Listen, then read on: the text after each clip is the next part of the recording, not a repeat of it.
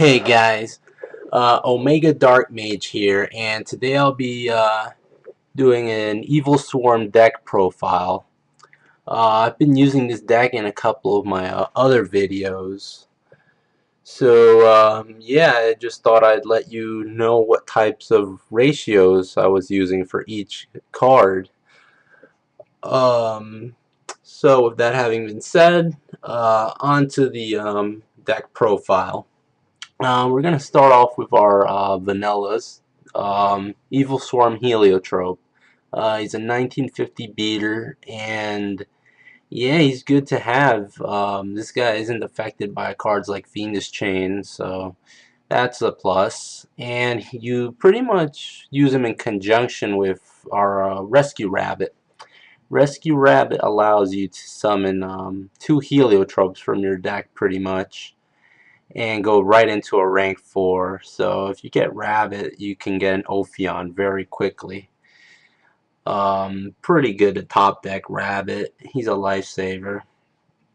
Next up, Evilswarm Zahak. I've never seen a serious Evilswarm player run Zahak, but he's not bad for like a filler monster. I could have added Dark Arm Dragon, but I decided to go with Zahak. Mainly because Dark Arm Dragon seems to be a dead draw for me a lot of times. And I figure I'd add an Evilswarm to the monster count. He's got 1850 attack, so he's not too bad. He's almost as strong as Heliotrope. And he's got the effect to destroy a level 5 special summon monster if he's destroyed, so that's pretty good. One should be good. I wouldn't run more. I'm still playing around with this. I mean, I could include Salamandra in this, but the reason I don't run Salamandra is because his effect requires you to banish monsters, and I'd rather be banishing monsters for my Kurkjian. Yeah, Kurkjian's a better card, but I'll go into that later. Yeah, I'd rather be banishing monsters for Kurkjian. Up next is Evilswarm Castor. When he's summoned, he lets you get an extra normal summon, so I'll definitely run 3 of him. Every Evilswarm player should run 3 of him because he's just that good. He's really good to have. Um, Not a bad card. Next up, Evilswarm Thunderbird. I'm running 3, but you can mess around with that number. Maybe run 2 in your builds. What his effect allows him to do is pretty much dodge a card effect by banishing himself.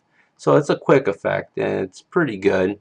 And when he comes back during the next standby phase, he comes back with 300 more attack. So that would be 1950 attack. And yeah, that's pretty good. It's pretty tough to get rid of Thunderbird if he has good back row support. Yeah, really versatile card. Yeah, getting rid of him sometimes requires 2 card effects. Like, your opponent will activate D Prison, you'll use Thunderbird's effect, and then your opponent can chain to that effect and use another trap card to get rid of him. So right there, Thunderbird would force your opponent to use up 2 of their back row cards just to get rid of him. Really good card. I like him. And then we've got our ace, Evilswarm Kurkjian. Yeah, he's pretty good. Basically, he banishes an Evilswarm from your graveyard and then adds one from your graveyard to your hand. And afterwards, you're allowed to normal summon another Evilswarm. You're allowed an extra normal summon that turn.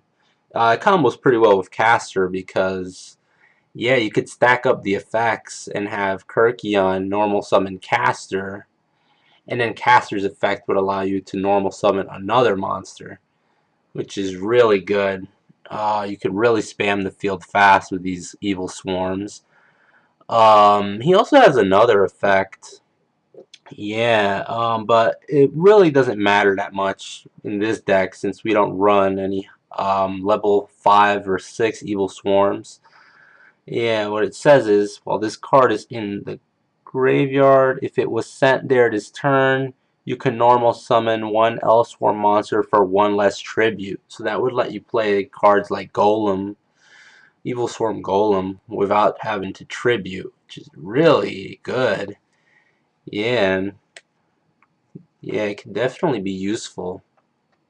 If you decide to go that route. I haven't decided to go that route yet, but I'm still tweaking this deck, and I'm open to ideas. I think I might do it just to mess around. Yeah. Next up, 3 Evilswarm Mandragora. Could have run him at 2. Yeah, but I like him at 3 just to have a high monster count with Evil Swarms. He pretty much can be special summoned if you have less monsters than your opponent. So yeah, he's just another card that can combo nicely with Castor and Kurkjian if you're trying to get a quick field spam. Really good card if used right. Um, and finally for our monsters, 2 tour guide from the underworld. Basically you normal summon it and it gives you a special summon for a level 3 fiend. So that would be our other tour guide from the underworld, which we can use to go into a rank 3. Not a bad card. Now on to the spell cards. Reinforcement of the army. It pretty much lets us add a caster to our hand. So pretty useful, and it thins out the deck a little bit. Yeah, not a bad card. Could run this at 2, but right now 1 seems fine. Since we're only running 3 caster, I think 1 to 3 is a good ratio. You could end up messing up if you run 2. You increase the chance of having a bad opening hand. For instance, drawing 2 reinforcement of the army and already having 2 casters in your hand. So one of those reinforcement of the army would be a dead draw pretty much. So that's why I only run 1 in this deck. And next up, staple card, Dark Hole. It's kind of obvious. Destroy all monsters on the field. Use this when you're in a pinch, or when you really want to deal some heavy damage to your opponent that turn, and clear their monsters to pretty much attack them directly. 2 MSTs. Pretty obvious. Just destroy annoying spells and traps. Yeah, especially field spells. There's a lot of annoying field spells you'll want to get rid of in this meta game. Scrap Factory. There's that Gates of Dark World. There's a lot of cards you want to destroy. And this will help you. Yeah, you can also get rid of Royal Decree, which really hurts our deck because we run a lot of back row. So yeah, Royal Decree really hurts our deck. Next up, we have Book of Moon. It's a really versatile spell card. Yeah, it allows you to flip any monster face down. This has a lot of uses. And it's a spell card, so Royal Decree doesn't affect it. It's one of our back row cards that can actually get past Royal Decree. It can be very useful for taking down a monster that has high attack and low defense. It can break plays really nicely. And let's say your opponent activates a card that specifically destroys a face-up monster you have, you can chain this card, and now that monster won't be destroyed because it's no longer face-up. This card is really good. It can do all sorts of things.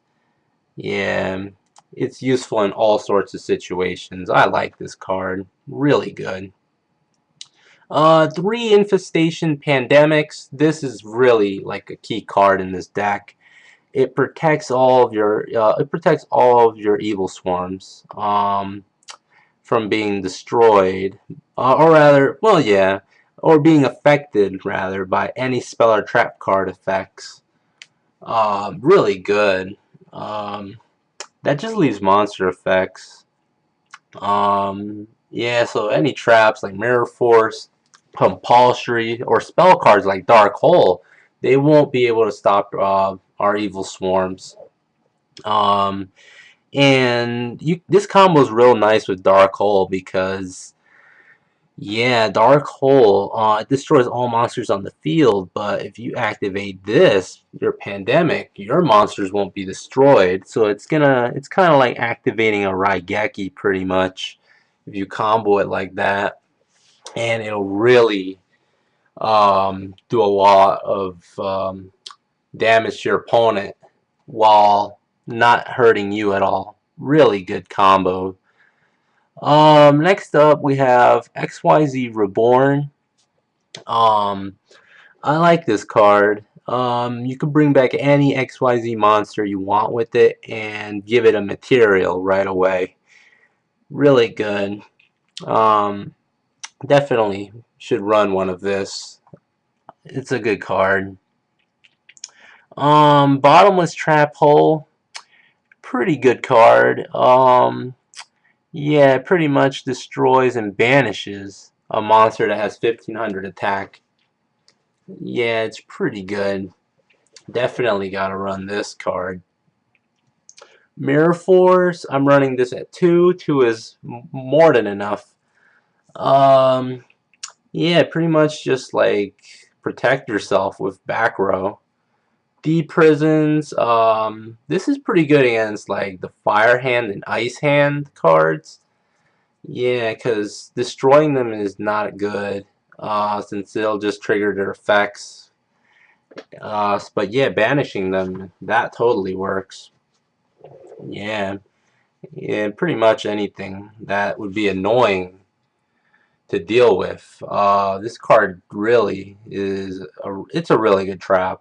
You could get rid of cards like Beetle. Yeah, that Dark Dragon. Yeah. Compulsory, this will set back your opponent big time. Yeah, use this on your opponent's synchros, on their XYZ monsters, fusions, send them back to the extra deck, and all the resources that they poured into those summonings will be wasted pretty much for nothing. Um, yeah, and it can also break a play, similar to how Book of Moon can break a play. But I'd rather just try and use this on those extra deck monsters, or yeah, or even a ritual monster. It's a good card. This is a really important card. I'm running one of this. You have to run at least one. You can run two, but one should be good. Basically, it lets you shuffle an Evilswarm or a Steel Swarm, but we're not running Steel Swarms, into our deck. And then we can pretty much exchange the monster we shuffled in for a new monster, a new Evilswarm. And yeah, it's pretty useful. You could chain it during your opponent's turn to protect your monsters. I'd rather have my monsters going back into the deck than being destroyed, honestly. So this can save a monster. Useful card. To Safe Zone. It'll protect our important monsters. I'll go into that later. And 3 Fiendish Chain. This should help us deal with monster effects a little better and prevent those really powerful cards like Beetle from tearing us apart pretty much. Yeah, this actually saved me from Judgment Dragon once. Judgment Dragon would have wrecked my field if it wasn't for this trap card, so yeah, I was happy I still had some Fiendish Chains left. Alright, now onto the extra deck, guys. I'm running one Ouroboros in the extra deck. He's the strongest Evilswarm in this deck, but I rarely go into him because he takes 3 monsters to summon. But his effect, his first effect, is actually pretty handy. Target one card your opponent controls, return it to the hand. kind of useful if you're trying to get rid of something that can't be destroyed. It's kind of like a compulse. Really useful. Um, then we've got 3 Evilswarm Ophion. You can't play this deck without at least 2 Ophions in it. I run 3 just in case, because I usually only go into 2, but um, there have been times when I've needed a third, believe it or not, in those really long duels. I had a long duel against like Shadal's once, and I needed a third Evilswarm Ophion. Yeah, but pretty much he prevents the special summon of level 5 or higher monsters, which really shuts down a lot of decks. A lot of like synchro decks, a lot of decks that have high level fusions. Yeah, it's a really tough card to deal with if you protect it properly. Um, Really good card. I like Ophion. He also lets you search out an infestation card, or pandemics, or infection. Um, yeah, pretty good card. Just make sure you don't detach both of the materials, otherwise your opponent will be able to special summon um, high level monsters again. But if you do decide to detach both, just make sure that you can summon another Ophion at the end of your turn at least. Yeah, just make sure you'll have another Ophion with a material so that they don't manage to do that. Next up, a really special card. Number 66, Master Key Beetle. I like Master Key Beetle. He's really good. Basically, you can detach an XYZ material, and then he pretty much protects a card from being destroyed by card effects. It combos really well with Safe Zone. If you activate Safe Zone and use Key Beetle's effect on Safe Zone, you can actually use his effect on cards that are set, so it doesn't even have to be face up. But yeah, once you use Safe Zone on Key Beetle and you use Key Beetle's effect on Safe Zone, yeah, it's pretty tough to get rid of Key Beetle. There's only a few ways to get rid of Key Beetle with Safe Zone protection. That Key Beetle lock is really good. And if you can activate his effect the second time to protect Ophion from being destroyed by card effects, then you've got a solid lock.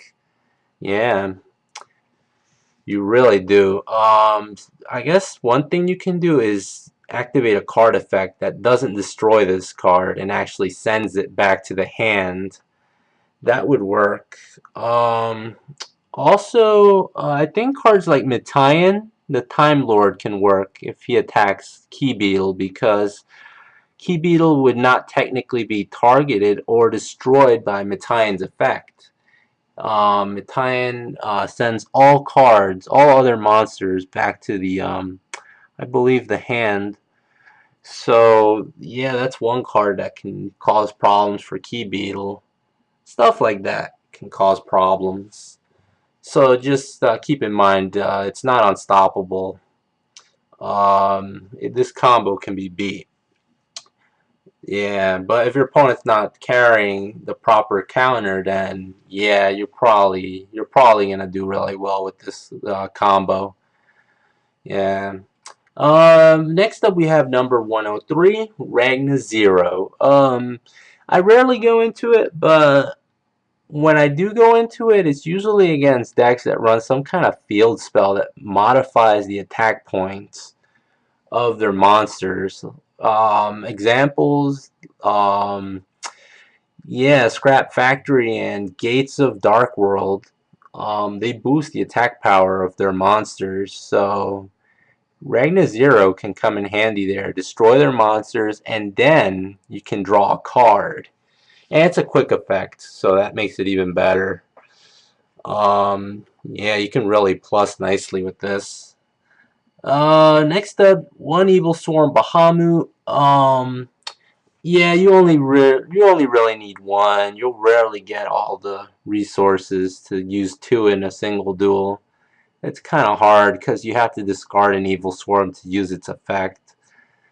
But yeah, it lets you pretty much steal a monster from your opponent. I always have this little saying: if you can't beat them, have them join you. And that's basically what I do when I can't beat something, because Ophion only has 2550 attack, and Bahamut's even worse with 2350. So how would you deal with cards like Beetle? Well, if you're not gonna compulse Beetle, then yeah, steal them. Use Beetle against your opponent. Yeah, yeah, have them join you. And yeah, that's why I like Bahamut. He can pretty much persuade your opponent's monsters to come to your team. Yeah, he's that good. Um, a really good public speaker, unlike me. Next up, Evilswarm Thanatos. Um, Not too many Evilswarm players run him, but I like him. I run one of him just in case. Um, yeah, his effect is a quick effect that kind of makes him immune to all monster effects for the duration of the turn, which is really good. If you combine it with Pandemic, he's pretty much covered. Um, yeah, he's got plenty of insurance against monster effects, spells, and trap effects for that turn. So yeah, Evilswarm Tornadoes. Yeah, he's got plenty of insurance. Let's see. Flagship of Corn. Really useful. It gets rid of pesky cards like Marshmallow while dealing damage, 1,000 points of damage. And it doesn't technically destroy, it just sends the monster card, to the graveyard. So it's good for getting rid of those pesky fire and ice hands that I mentioned earlier. Because destroying and sending them to the graveyard is something you don't want to do. Otherwise, they'll punish you for it. So yeah, cards like this and Deep Prison do really well against those hands. Pretty good card to have. It only works against monsters that have lower attack than it, or equal attack. Yeah, so anything with 2100 attack points. Anything with 2100 or less can be affected by this card. Really good card. Alright, number 101, Silent Honor Ark. This card is in like almost every like competitive deck I've seen. Um, yeah, it pretty much allows you to detach the two materials it has to steal your opponent's monster and attach that monster to your Silent Honor Ark as a material. Also, if this card were to be destroyed, you can detach a material from it instead, so it's not too bad. Not a bad card. I run one, some decks run two or even three, but I don't have room to run more than one. And let's see, Evilswarm Exciton Knight. One should be good. Basically, it lets you destroy every other card on the field by detaching one material from it. It's a good card. Your opponent won't take any further damage that turn that you use it, but if you're really down, this guy can help you to kind of climb back up a little bit. Yeah, he's not a bad card. Let's see. Maystroke. Maystroke, I like him. He could pretty much put your opponent's monsters in face down defense mode, kind of like Book of Moon, by detaching one material. Also, if Maystroke were to be destroyed, he can detach a material and protect himself. Yeah, so he's a pretty good card. Not too bad. I rarely go into him, but there are some times when I might want to go into him. Next up, Daigusto Emerald. This guy, I'm not too big on him for attacking or anything like that. He's not really that strong with only 1800 attack, and he can't defend like Maestroke, who has 2300 defense. But he is a good utility card. And late game he's really useful. Late game, if you need to replenish your kerkeions, and you used all of them up, he can help you get them back. Or if you want to reuse your tour guides, then yeah, he'll shuffle them back into the deck for you and let you draw one card as well. So he's not bad. He's a good utility card. He can also target a non-effect monster in your graveyard if you want and special summon it. So yeah, you can also bring Heliotrope back if you want to attack with him. You'll rarely do that. That second option is very rare. But the first effect is really good. Um, yeah, he's good. Try him out, guys. Try him out. He's not too bad. Let's see. Rank 3s now. Everything else was rank 4, but we have 2 rank 3s. The first is Lebier the Sea Dragon. He allows you to bring back a level 4 or lower monster that's been banished. It doesn't have to be your monster. It can be your opponent's monster. Level 4 or lower. Yeah, so that's not too bad. Yeah, you can even bring back Rabbit. You can actually reuse your Rabbit if you can shuffle one of these Heliotropes back, because let's say you use Rabbit, you already have 2 of your Heliotropes out of the deck. But if you're able to add one back into the deck with, like, let's say Kurkjian and an Infestation Infection combo, you can shuffle him back after retrieving him from your graveyard and reuse Rabbit with your Levier, which makes for a pretty nasty offensive combo. I like it. And finally, Wind Up Zenmaines. Wind Up Zenmaines is pretty good. A really good defensive card. If you draw Tour Guide first turn and you don't have anything else, any other decent monsters, Zenmaines is a good option for you. Yeah, special summoning him in defense mode is usually what I do on my first turn if I open up with Tour Guide. And yeah, destroying him is pretty tough because he can detach a material and prevent its destruction. He has 2 materials, so you'd have to find a way to try and destroy him 3 times to get rid of him, which is tough to do early on. And your opponent has to be really careful when dealing with Zenmaines because he's like a ticking time bomb the moment they try to destroy him. During the end phase, if you use that protection effect, you're actually allowed to destroy 1 card on the field. So your opponent should be careful with that. Although if the turn ends and they don't have a card for you to destroy, you'll end up having to destroy one of your own cards. So yeah, just keep that in mind. Although that would also mean that their field's open for you to wreck them next turn. So there is that as a bright side. And finally, guys, our side deck. We've got Volcanic Queen. This is insurance. I rarely run this, but there are certain matchups where I feel the need to in case the worst should happen. There are monsters in this game that I hate to say it. There's monsters in this game that we can't beat with our main deck. There's combos in this game we can't overcome. One notable combo is the Obelisk the Tormentor Hardened Armed Dragon combo.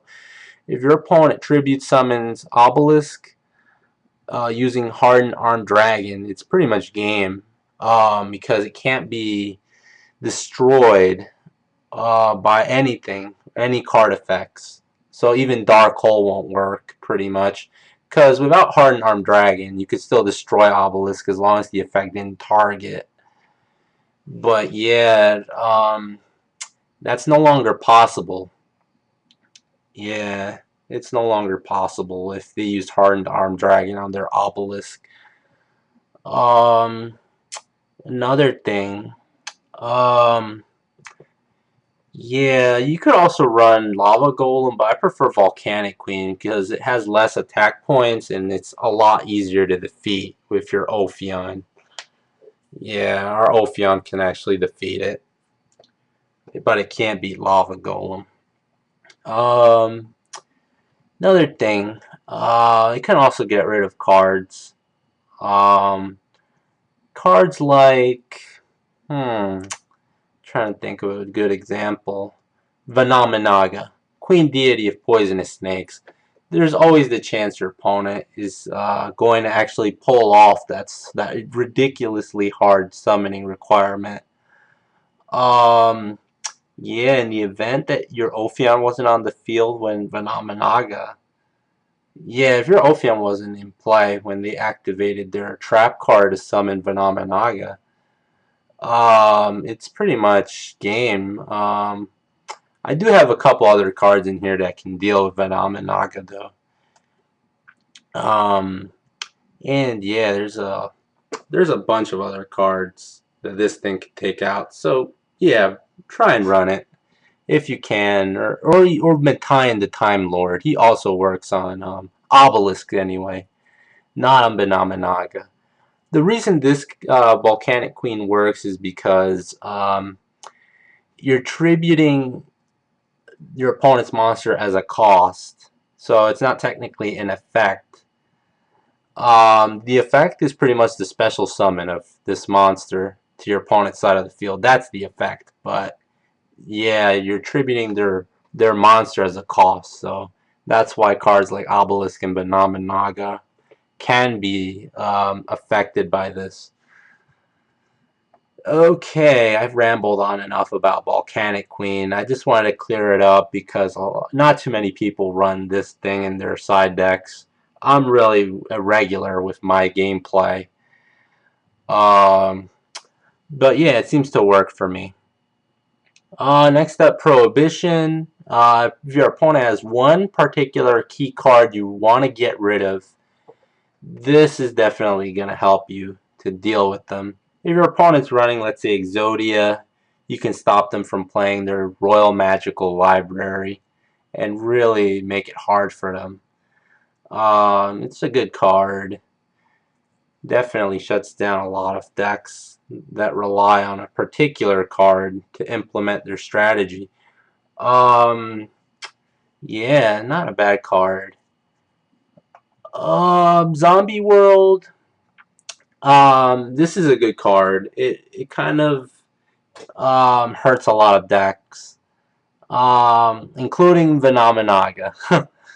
Yeah, I know not too many people play Vanaminaga, but Zombie World, guys, it turns all the reptiles in your opponent's graveyards. In this case, against Vanaminaga, yeah, it turns them into zombies. So, since Phenomena gains 500 attack points for every zombie in the or every reptile in the graveyard, yeah, it'll have 0 attack. And it has this effect. If it's destroyed, you banish a reptile from your graveyard to special summon it again.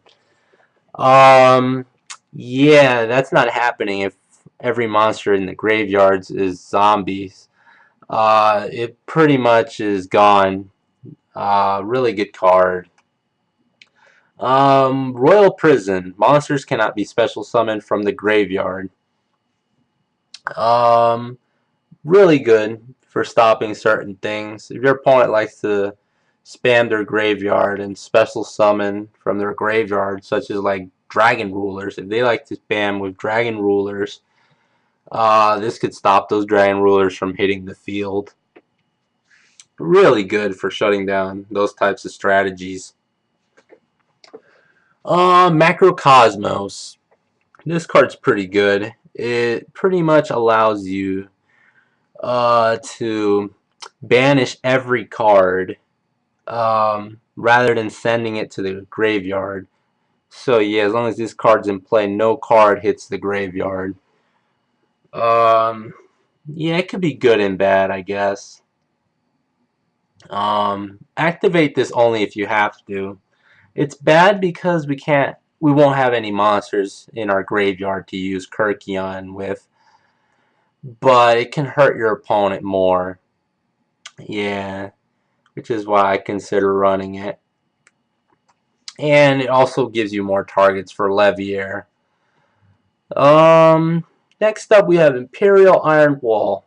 This prevents any card from being banished. I only use this against a few decks.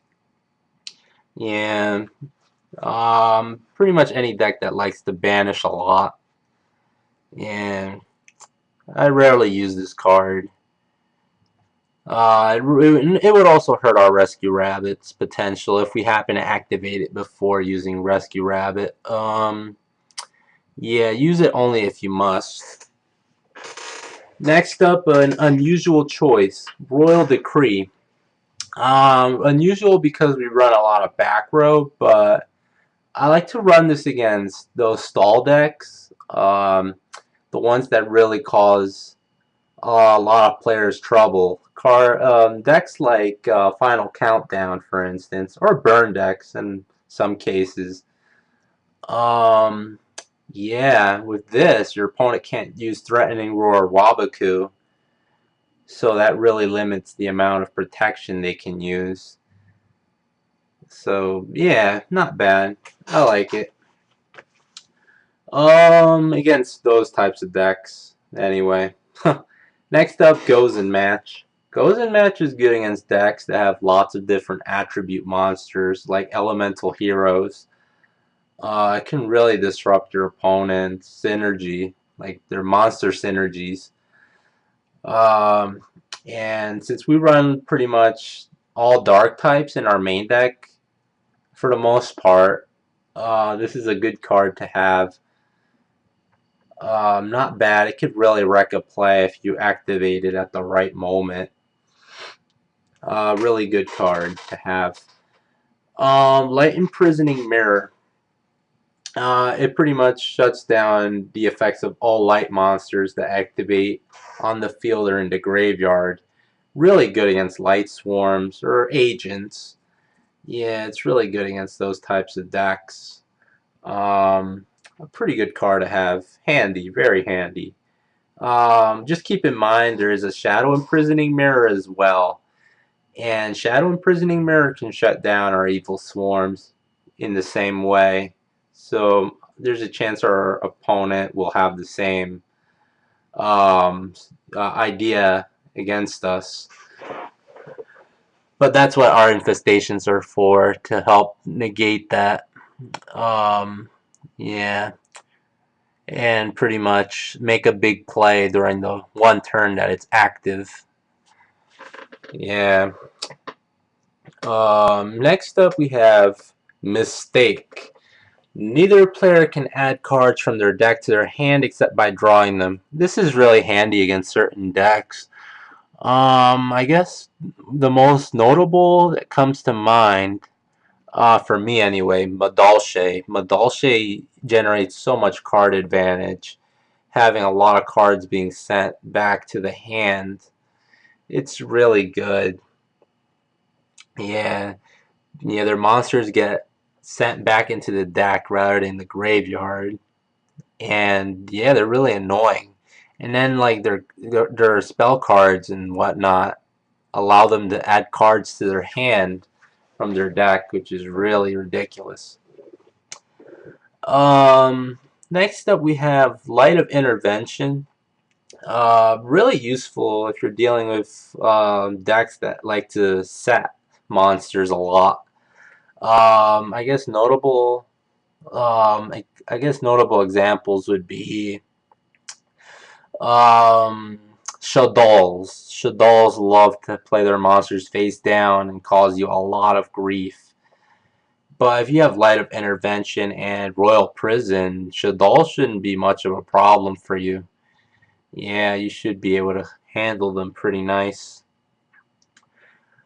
Um, Next up, we have Grave of the Super Ancient Organism. It prevents all level 6 or higher special summon monsters from attacking or activating their effects. So in the event that your opponent managed to get a high level monster on the field, and your Ophion wasn't there to prevent it, this is kind of there as a second line of defense against those types of things. So yeah, guys, a really good trap card to have.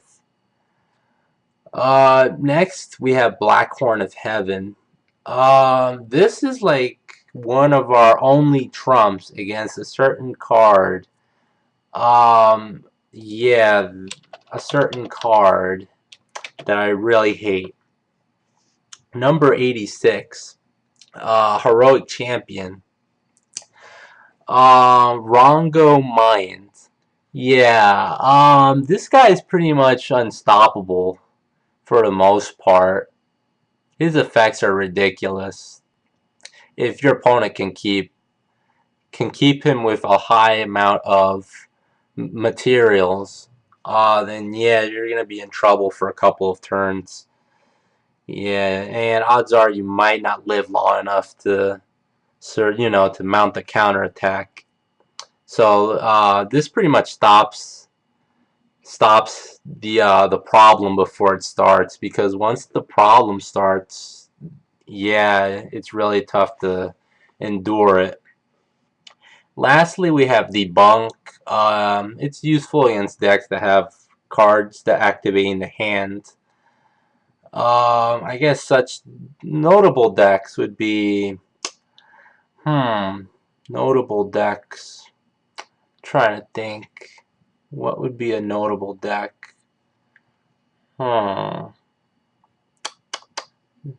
I guess you could say, yeah, Final Countdown. It loves to use Battle Fader and Swift Scarecrow, so this can help you. And if you don't want to use Royal Decree right away, if you draw these out before Royal Decree, try and use these, because yeah, your opponent can't really chain anything to this. So if they were going to activate their Swift Scarecrow or Battle Fader, and you activated Debunk, there's no way they can respond with another trap card they may have been saving. Yeah, because this is a counter trap, so they can't really chain. And all of that's going down in the damage step anyway, so yeah, they wouldn't be able to respond either way. And it would totally catch them off guard. Really would. So this is a good card to have. Anyways, guys, that was my deck profile. I'm doing Mecha Phantom Beast next week. I'm going to be showing how I use mechas. I have my own unique build for my Mecha Phantom Beast deck. It's really unique. I'm sure you're going to, I guess, not agree with all my choices, but I'll be showing some dual videos to pretty much show that they're really good and tough to deal with. Anyways, guys, I hope you like this deck profile. Pretty much, yeah, explained all the cards. Yeah, and I explained some of the combos you can do at Kurkjian. If you spam the field nicely, though, with this early on, if you get a great opening hand, you can actually summon Bahama and an Ophion first turn. I did it once. I went second. I was going second, and I managed to summon Ophion and Bahama. And I stole a monster from my opponent with Bahama and pretty much dealt a lot of damage first turn. I had a Pandemic as well, so I had like 4 Evilswarms in my opening hand and a Pandemic and another card, and it was really good for me. But yeah, I rambled on long enough. Anyways, guys, Omega Dark Mage signing out.